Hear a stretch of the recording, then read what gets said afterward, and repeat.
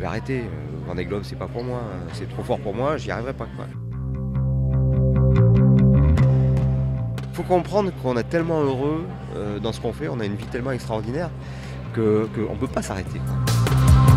On va pas se confronter aux autres, on va se confronter à soi-même d'abord. Faire le tour du monde en solitaire, c'est un truc énorme.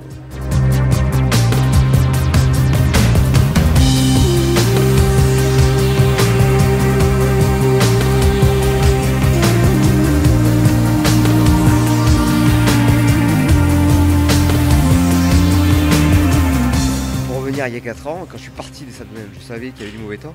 Jamais j'aurais imaginé que j'aurais abandonné 24 ans. Mais jamais. Je pense très franchement qu'on avait une ambition qui était trop forte. Alors, je partais pour gagner le Vendée Globe, tout simplement parce que tout allait bien dans ma vie, trop bien presque. Je venais de faire 2 ans de Figaro incroyable où j'étais sur tous les podiums. J'avais un sponsor enfin à hauteur de mes ambitions. On avait construit un super bateau, on le savait, très rapide. Sans doute c'était le plus rapide des bateaux avec Safran. Et donc on ne voyait pas pourquoi ça s'arrêtait. Vraiment, on était dans une phase euphorique. Et puis finalement un dématage, ça remet un peu les choses en place, ça remet un peu à sa place, quoi, tout simplement.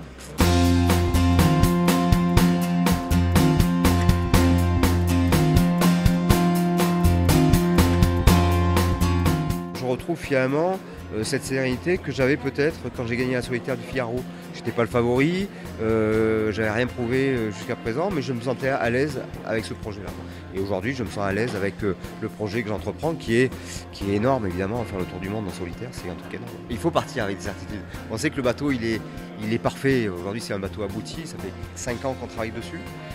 Aujourd'hui, vous le verrez au sable, c'est un bateau qui représente tout ce que j'avais envie de mettre dans ce bateau-là. On peut toujours l'améliorer, le bateau. Aujourd'hui, je pense que c'est vraiment un bateau abouti qui est à la fois performant, fiable, relativement confortable. Donc, le confort sur ces bateaux, c'est quand même à mettre entre guillemets. Et ouais, je pense que c'est un super bateau, quoi. Et c'était le cas il y a 4 ans et c'est encore le cas aujourd'hui.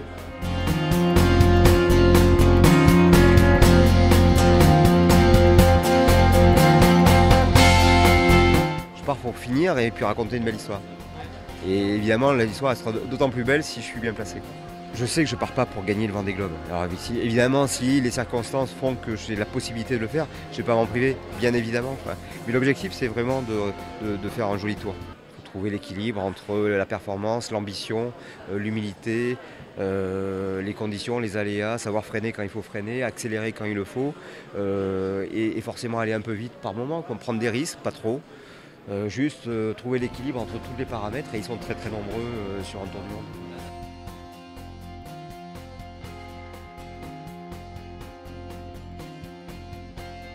C'est bien plus qu'une régate. S'il n'y avait qu'une régate, on ne le ferait pas parce que ce ne serait pas intéressant. C'est une aventure, on va chercher des choses qu'on ne connaît pas, on va chercher des émotions exceptionnelles dans une vie extraordinaire.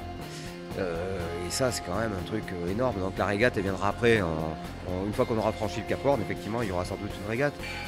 On aimerait bien que ça soit une régate permanente, comme la solitaire du Figaro, par exemple, où tout le monde est à vue en permanence, qu'on se retrouve, je ne sais pas, 10 bateaux à moins de 100 000 à l'arrivée du Vendée.